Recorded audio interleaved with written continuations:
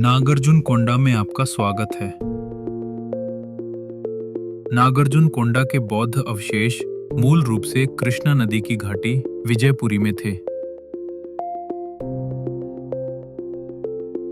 ये सारा क्षेत्र अब नागार्जुन सागर जलाशय में डूब चुका है।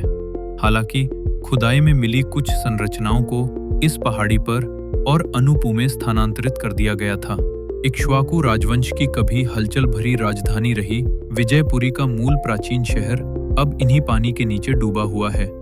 भारतीय इतिहास के सबसे महत्वाकांक्षी पुरातात्विक बचाव अभियानों में से एक के तहत इन बहुमूल्य स्मारकों को नागार्जुन सागर बांध के बढ़ते पानी से बचाने के लिए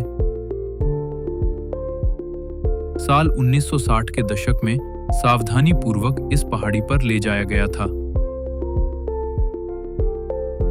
साल 1954 में जब प्रस्तावित नागार्जुन सागर बांध के निर्माण से साइट के डूबने का खतरा उत्पन्न हुआ, तो पुरातात्विक सामग्री को बचाने के लिए आर सुब्रमण्यम के नेतृत्व में बड़े पैमाने पर खुदाई शुरू की गई थी।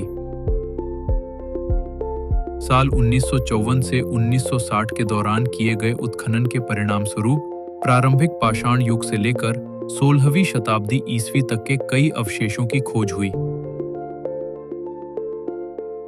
साल 1966 में उत्खनन से प्राप्त निष्कर्षों के साथ नागार्जुनकोंडा पहाड़ी पर एक पुरातत्व संग्रहालय स्थापित किया गया था। कुछ मूर्तियां अब अन्य संग्रहालयों में भी हैं।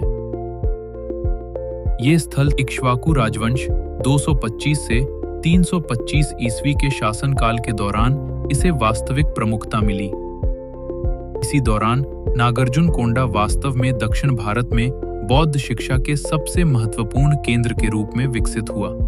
आज जब हम द्वीप में प्रवेश करते हैं तो हम पुरातत्व संग्रहालय तक पहुंचते हैं, जहां हम घाटी में हुई खुदाई से मिली सभी खोजें, बुद्ध के जीवन से संबंधित मूर्तियां, जातक कथाएं और अन्य भौतिक खोजें देख सकते हैं। इस अद्वितीय संग्रहालय को दुनिया में दूसरा द्वीप संग्रहालय और भारत की स्वतंत्रता के बाद पहला बचाव पुरातत्व परियोजना माना जाता है। जैसे जैसे हम द्वीप पर आगे बढ़ते हैं, हमें स्थानांतरित स्मारकों का सामना करते हैं, जैसे अश्वमेध परिसर। यहां इक्ष्वाकु शासकों ने अश्वमेध यज्ञ का प्रदर्शन किया, जो शक्तिशाली सम्राटों के लिए एक अनुष्ठान था। पवित्र स्नान के लिए एक कुंड और अनुष्ठान के हिस्से के रूप में उपयोग की जाने वाली एक कछुए के आकार की संरचना कूर्मचिति इसके प्रमुख घटक हैं। महास्तूप, इसे महाचैत्य भी कहा जाता है। माना जाता है कि इसमें बुद्ध का पवित्र अवशेष है।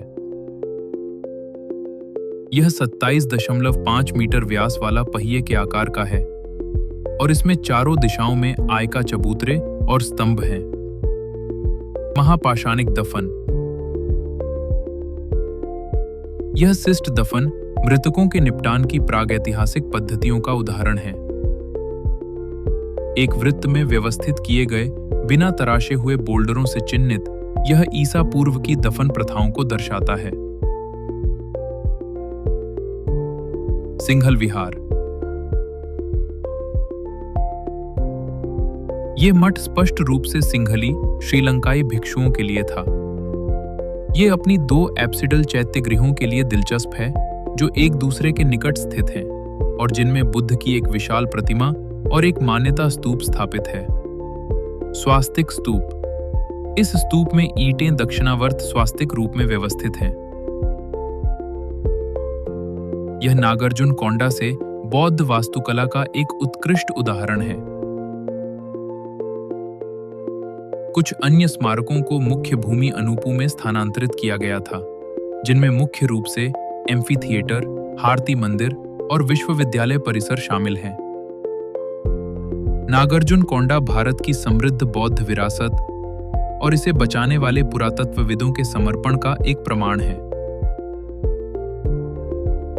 इसकी कला हमें एक ऐसे समय की याद दिलाती है जब धर्म, कला और शिक्षा नदी के किनारे एक साथ फले फूले थे। धन्यवाद।